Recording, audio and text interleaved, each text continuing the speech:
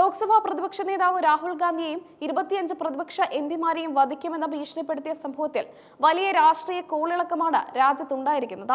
തീവ്ര വലതുപക്ഷ സംഘടനയായ കർണി സേനയുടെ വക്താവെന്ന് അവകാശപ്പെടുന്ന രാജ് സിംഗിനെ രാജസ്ഥാനിലെ കോട്ടയിൽ നിന്ന് പോലീസ് അറസ്റ്റ് ചെയ്തതോടെ വിഷയത്തിൽ പുതിയ വഴിത്തിരിവുകൾ ഉണ്ടായിരിക്കുകയാണ്.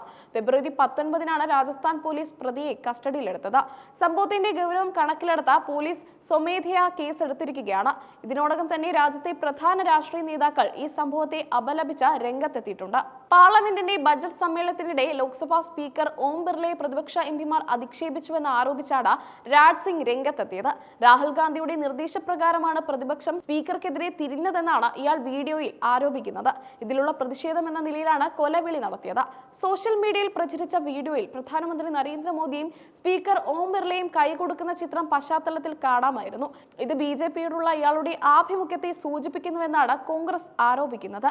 ഇനി ഇത്തരമൊരു സംഭവം ഉണ്ടായാൽ ഞങ്ങൾ ആ എംപിമാരുടെ വീടുകൾ കയറി തല്ലി തകർക്കും. രാഹുൽ ഗാന്ധിയുടെ നിർദ്ദേശപ്രകാരമാണ് ഇതെല്ലാം നടക്കുന്നതെന്ന് ഞങ്ങൾക്കറിയാം. രാഹുൽ ഗാന്ധി ശ്രദ്ധിച്ചു കേൾക്കൂ. ഇത്തരമൊരു സംഭവം വീണ്ടും ഉണ്ടായാൽ ഞങ്ങൾ നിങ്ങളുടെ വീട്ടിൽ കയറി താങ്കളെ വെടിവെക്കും, വീഡിയോയിൽ രാജ് സിംഗ് പറയുന്നു. കൂടാതെ അധിക്ഷേപം നടത്തിയെന്ന് ഇയാൾ ആരോപിക്കുന്ന 25 എംപിമാരെ 24 മണിക്കൂറിനുള്ളിൽ അറസ്റ്റ് ചെയ്യണമെന്നും ഇയാൾ ആവശ്യപ്പെടുന്നുണ്ട്. നിയമപരമായ നടപടി ഉണ്ടായില്ലെങ്കിൽ തങ്ങൾ നിയമം കയ്യിലെടുക്കുമെന്നും അവരെ ഓരോരുത്തരെയായി വെടിവെച്ച് കൊല്ലുമെന്നുമായിരുന്നു പരസ്യമായ ഭീഷണി. വീഡിയോ വിവാദമായതോടെ കർണിസേനയുടെ കേന്ദ്ര നേതൃത്വവും BJPയും രാജ് സിംഗിനെ തള്ളി പറഞ്ഞു. രാജ് സിംഗിന് തങ്ങളുടെ സംഘടനയുമായി യാതൊരു ബന്ധവുമില്ലെന്ന് കർണിസേന ദേശീയ അധ്യക്ഷൻ മഹിപാൽ സിംഗ് മഖ്രാന വ്യക്തമാക്കി. തങ്ങൾ പ്രതിഷേധങ്ങൾ നടത്താറുണ്ടെങ്കിലും ഒരാളെ കൊല്ലുമെന്ന് ഭീഷണിപ്പെടുത്തുന്നത് തങ്ങളുടെ രീതിയല്ലെന്നും അദ്ദേഹം പറഞ്ഞു. BJP കോട്ട സിറ്റി പ്രസിഡന്റ് രാകേഷ് ജെയിനും സമാനമായ നിലപാടാണ് സ്വീകരിച്ചത്. BJP ഒരു അച്ചടക്കമുള്ള പാർട്ടിയാണെന്നും വധഭീഷണി മുഴക്കുന്നവരുമായി പാർട്ടിക്ക് ബന്ധമില്ലെന്നും അദ്ദേഹം അറിയിച്ചു. എന്നാൽ രാജ് സിംഗിനെ കുറിച്ച് ദിവസങ്ങൾക്ക് മുമ്പ് കർണിസേനയുടെ ഡിവിഷണൽ വക്താവായി നിയമിച്ചിരുന്നുവെന്ന ചില റിപ്പോർട്ടുകളും പുറത്തു വരുന്നുണ്ട്. സംഭവത്തിൽ കേന്ദ്ര സർക്കാരിനെതിരെ കോൺഗ്രസ് രൂക്ഷമായ വിമർശനമാണ് ഉന്നയിച്ചത്.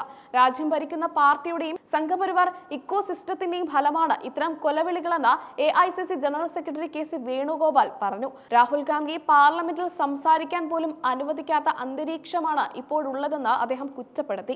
ഇന്ദിരാഗാന്ധിയുടെയും രാജീവ് ഗാന്ധിയുടെയും പാരമ്പര്യമുള്ള രാഹുൽ ഗാന്ധി ഇത്തരം ഭീഷണികളെ ഭയപ്പെടില്ലെന്നും പ്രതിപക്ഷത്തെ നിശബ്ദമാക്കാനുള്ള BJPയുടെ തന്ത്രമാണിതെന്നും കോൺഗ്രസ് നേതൃത്വം ആരോപിച്ചു. സംഭവത്തിൽ ശക്തമായ നടപടി വേണമെന്നാണ് കോൺഗ്രസിന്റെ ആവശ്യം. കോട്ട SP തേജസ്വിനി ഗൗതമിന്റെ നേതൃത്വത്തിലുള്ള സംഘമാണ് പ്രതിയെ ബോർഖേഡ പോലീസ് സ്റ്റേഷനിൽ വെച്ച് ചോദ്യം ചെയ്തത്. ഇയാൾക്കെതിരെ ഉദ്യോഗ് നഗർ പോലീസ് സ്റ്റേഷനിൽ നേരത്തെ തന്നെ 4ഓളം ക്രിമിനൽ കേസുകൾ നിലവിലുണ്ടെന്ന് പോലീസ് കണ്ടെത്തിയിട്ടുണ്ട്. ഭാരതീയ ന്യായ സംഹിതയിലെ വിവിധ വകുപ്പുകൾ പ്രകാരമാണ് ഇപ്പോൾ കേസെടുത്തിരിക്കുന്നത്. സമൂഹത്തിൽ അരാജകത്വം സൃഷ്ടിക്കാനും കലാപാഹ്വാനം നടത്താനും ശ്രമിച്ചതിനാണ് പ്രധാനമായും നടപടി. ഇയാൾക്ക് പിന്നിൽ ഏതെങ്കിലും ഉന്നതതല ഗൂഢാലോചനയുണ്ട് എന്ന കാര്യവും പോലീസ് പരിശോധിക്കുന്നുണ്ട്. വരും ദിവസങ്ങളിൽ ഈ അറസ്റ്റ് വലിയ രാഷ്ട്രീയ ചർച്ചകൾക്ക് വഴിമാറുമെന്ന് ഉറപ്പാണ്.